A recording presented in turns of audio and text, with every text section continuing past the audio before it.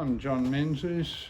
I chair the committee that organises Camperdown's Robert Burns Scottish Festival, and I'd like to send greetings to our friends around the world, but in particular to the Killie Burns Fest in Kilmarnock in Scotland.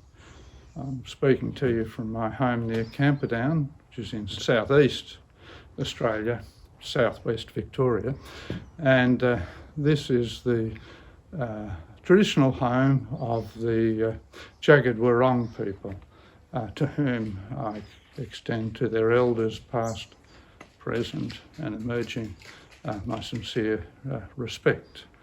The first people of our country are part of our festival, and I think that's a wonderful inclusion, reflecting the truth of our story here in Australia. The 19th century colonial culture which brought so many Scots brought to this part of Victoria, celebrating Burns' legacy of love of nature, fairness and fun. All that sits very comfortably with the First Peoples' view of the world, and we're very pleased to have them as part of our festival. And so in saying that, I'd like to invite Brett Clarke to offer a traditional greeting from us here in jagged Wurrong country.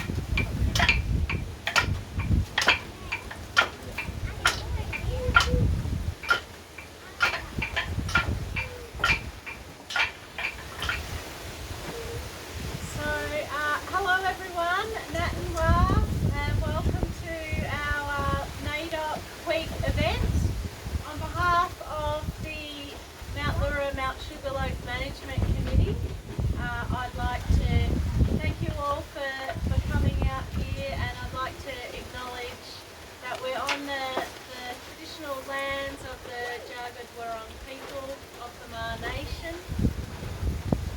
This is our annual event for Naidoc Week, and this year the theme for Naidoc is Heal Country. And we're really pleased to be able to bring this to you despite the weather conditions and the COVID restrictions and things. And many of you guys have been here in previous years to help us celebrate, so thanks for coming back again. If people would like to learn more about Naidoc and what it means and the history of it, there's a lot of information on the naidoc.org website, which I recommend you look at. And also there's a lot of really valuable information about this local area that I encourage people to learn about the history of this area. A lot of people will have already met Brett before. We're really pleased to bring Brett back again to the reserves and kind of continue this tradition that we started. Brett Clarke is a Gunditj Mara Kire Wurrong man, and we're lucky enough to have his family here with us again today to officially welcome us all here and do a smoking ceremony so we can all feel that connection to this country and feel cleansed by that. So those of us here in person, can we please welcome Brett and his family here.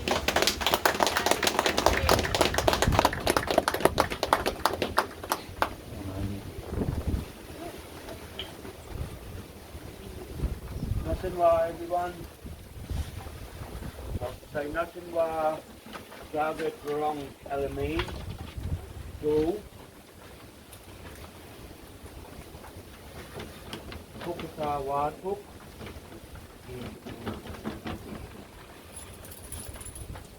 I'd like to pay my respects to the ancestors of yesterday, and I'd like to ask everyone, could we have a minute's silence to remember, you know, the original people of this area, not only reflecting on our ancestors, but reflecting on everyone's ancestors here. So if I could ask for a minute's silence to reflect.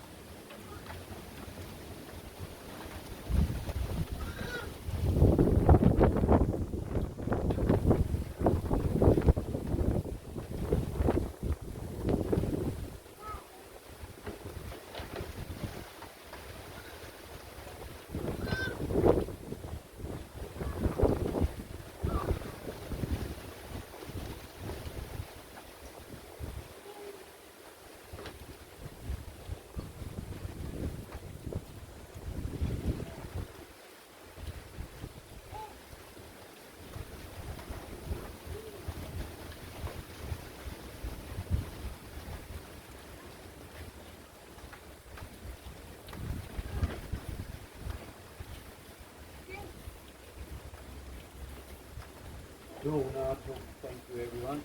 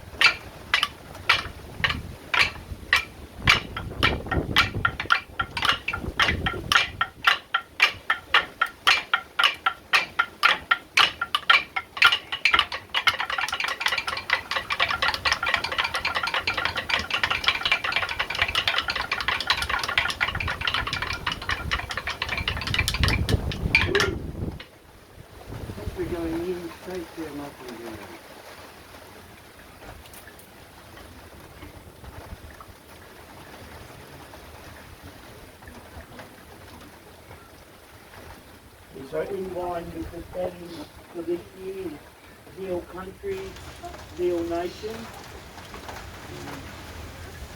Just like to acknowledge the hardships that our old people went through in the early days when our country was invaded.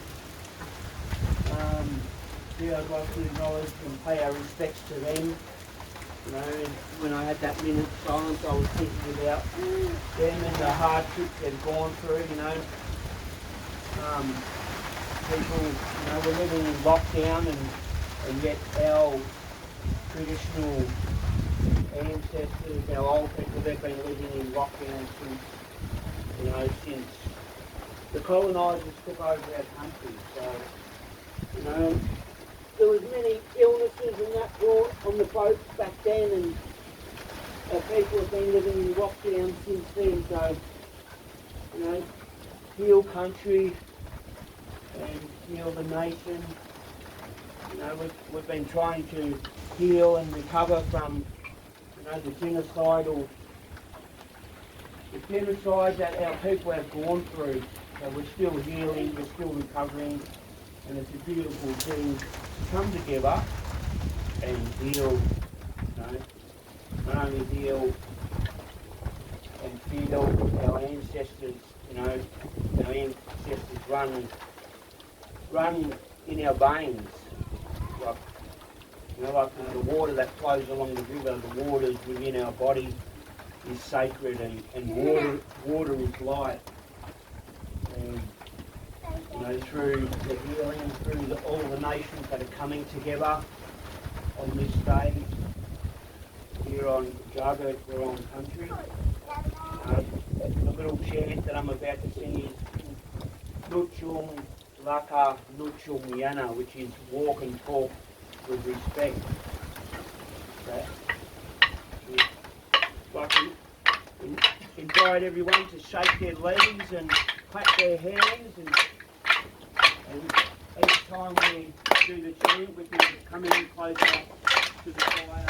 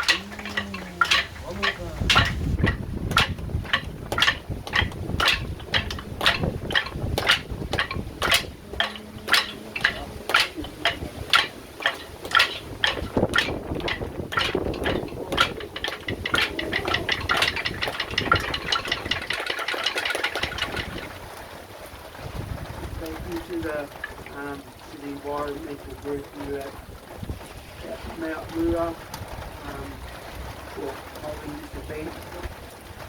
It's been wonderful. There's lots of goodwill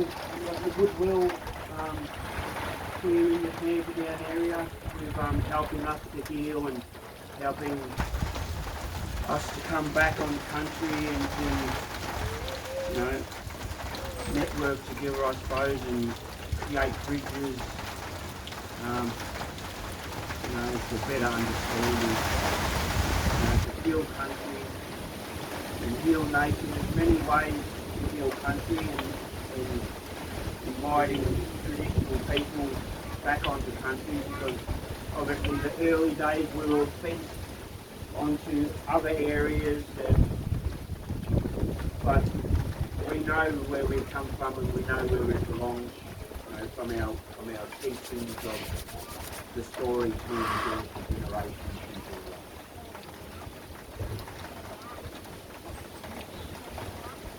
Thank you, everyone. Thank you.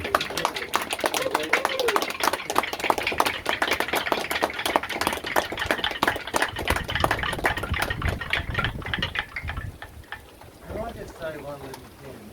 I want to just shine a light on what Brett just said, and Amy, and Brett, all the people. If I forget your names, don't worry, we're not forgetting you, because the fact that we're here today, something better here in Camperdown that I would never, my grandparents would never imagine this would ever happen. I'm telling you that the two ancestors that survived because of the people in Camperdown. And I reckon it's because of the work you've done on this hill, the healing work that Brett's talking about, that brought you here, that brought us here. I don't think we would have been here otherwise. That probably, not to be said about this. Okay, thanks Brett. Thanks for my thank you.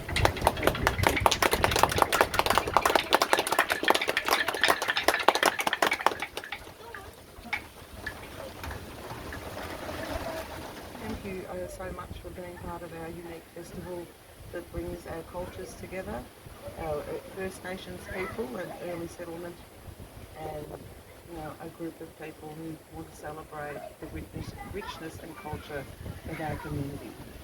Thanks, Catherine. It's a pleasure to come up here and share some of our ancient stories and as you said, connecting the cultures and coming together and obviously learning from past experiences and moving forward into the future by mutual respect and building bridges for better understanding. Thank you. Well, we'd like to say hello to our international friends from Dunedin, Scotland, Canada, St. Louis. We have a virtual content festival and they're very excited about our work, working together with our First Nations people and you, Brett, as well. So it's great that we can take our culture in Australia to the rest of the world. That's right, and music is a bridge to all cultures, so yeah, it's a universal language, music. It brings great feeling to. It does indeed, and thank you for sharing your time and your wonderful children, great little troopers, and there's hope for the future. Yeah, definitely. Great hope. The young people learning the old traditional stories, and they'll be carrying the sacred torch in the future and continuing these ancient stories. Yeah. Thanks very much, Brett. We greatly appreciate that. And now I'd like to invite our Mayor of the Corangamite Shire, Councillor Ruth Gstrein, who is also part of our organising committee, to offer a greeting on behalf of our local government, the Shire of Corangamite. Hello, my name's Ruth Gstrein and I'm the Mayor at Corangamite Shire here in southwest Victoria. Corangamite is named after Victoria's largest inland lake, which abuts our boundary, and it means salt or bitter. The largest town within our shire is Camperdown, and that's where I'm speaking from you today. The Corangamite district has a strong connection with Scotland. So many of our settlers, our pioneers, our graziers have come from Scotland and have settled here.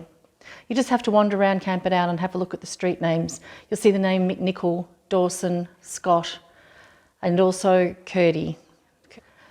Curdy Street is named after Dr. Daniel Curdy, who came from the Isle of Arran and who migrated to Australia in 1839. He was a general practitioner and he was the first Shire President at the Shire of Hampden, which is predecessor of Corangamite. As you can see, I'm seated here today beside a magnificent statue of Robert Burns and his dog Lewis. This statue was gifted to the people of Camperdown and was put into the public park in 1883. Unfortunately, in 2009, in June 2009, the statue was badly vandalised. It was moved to a shop front in Manifold Street, our main street, and the people of Camperdown were able to watch the restoration as it took place over 3 years. Funds for this restoration came from the public, from a public concert that was organised through the council and also grants through Heritage Victoria.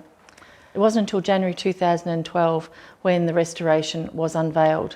It was a decision of the council not to return the statue to the public park in case of future vandalism, and so it's now been placed here in the Civic Centre. It's quite handy, it's on a turntable, so during the daytime people can come and visit the statue in the council office, and in the evenings it's turned around to the front window so passers-by can stop and admire this beautiful statue and to hear its story.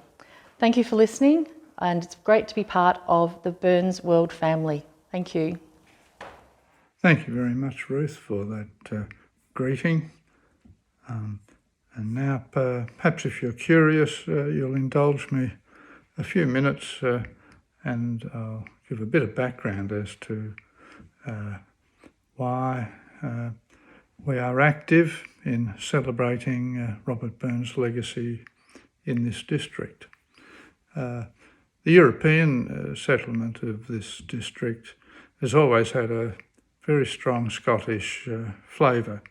That really began when the original survey was by Major Thomas Mitchell, the surveyor, a military man who was born at Grangemouth in Stirling, and he described this area, this large volcanic plain, the third largest in the world, as Australia Felix. It was, in his view, ideal for farming. So he went back to Sydney and word certainly spread about the opportunity for farming in this part of Australia. Regrettably, that saw the displacement of the first people here, which I'd paid acknowledgement to in my opening remarks, and which we continue to try to redress in our relationship with our first people. But nonetheless, it's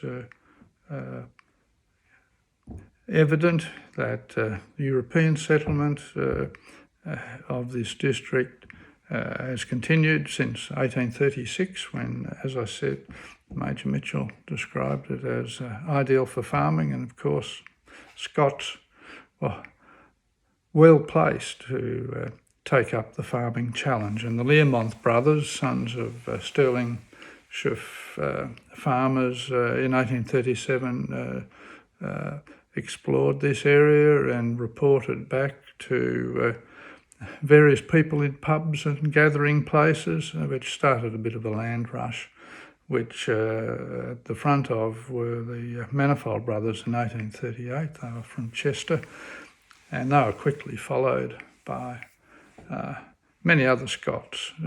In fact, they were surrounded by, poor blighters, they were surrounded by Scots within a very short period. Henry Gibbs and a shepherd employed by the Clyde Company, one of the many Scottish syndicates that invested substantially in sheep runs in this area, was probably the first, followed quickly by the MacArthurs from Isla, Blacks from Argyll, Curdies from Arran, McKinnons, Curries, Robertsons. It's a real roll call of the clans. And they were followed, of course, by providers, doorkeepers, innkeepers, school teachers, bankers, wheelwrights, stonemasons, and our district reflects all that. The name places, the Grampians, Dunkeld, Glen Thompson, Glen Ample, Glen Fine, Glen Ormiston, Lorne, Hamilton, Scotts Creek, Port Campbell, goes on. And not only just place names, but also, in our town of Camperdown, which actually takes its name from the Scottish naval hero, Admiral Robert Duncan, created the first Earl of Camperdown after he cleaned up the Spanish and Dutch fleets off the Dutch coast in the early 1800s. So it's had a strong flavour, Scottish flavour, right from the beginning of its European engagement. And with that came all the cultural accoutrements that you might expect. Of course, first was their religious practice, piety.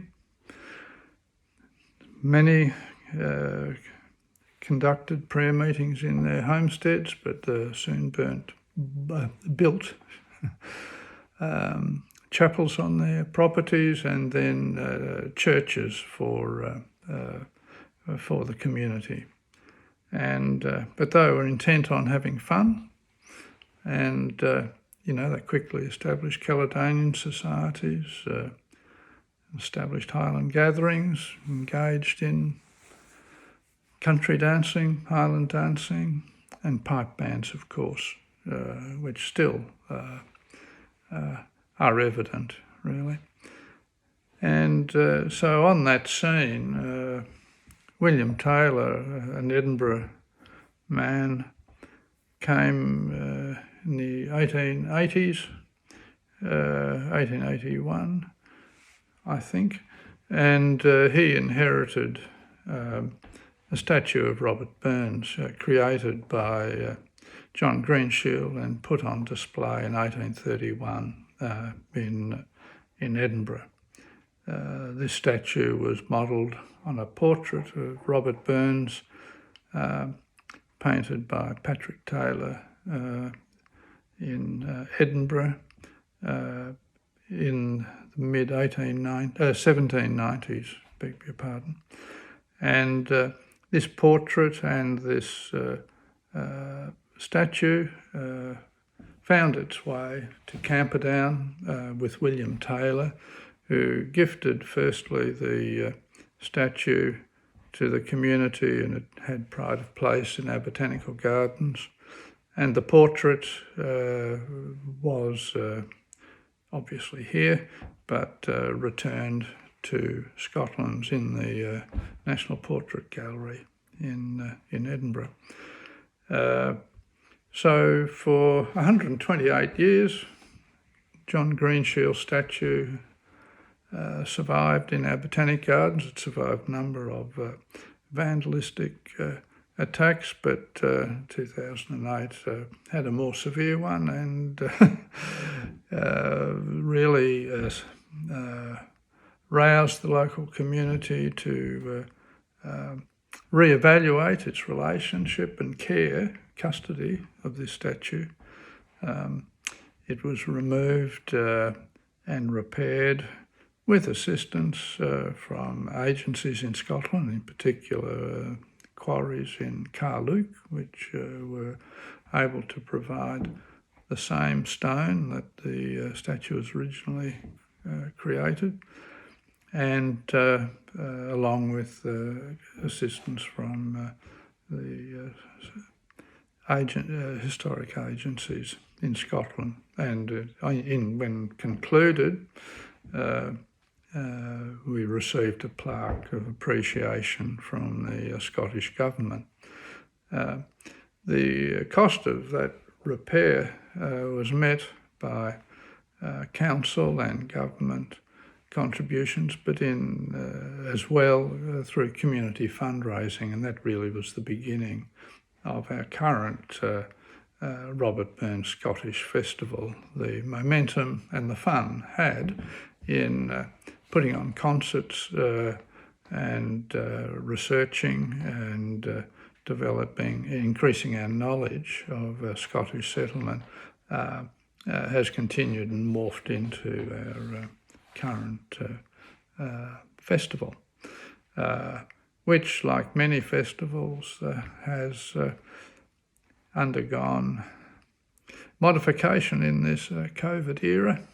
Last year we were all virtual. This year we're nearly in our original format, but have had to refigure to meet some of the lockdown requirements, such that our components will be spread out over a number of months. So we've called this year's Robert Burns Festival Burns Bites, really.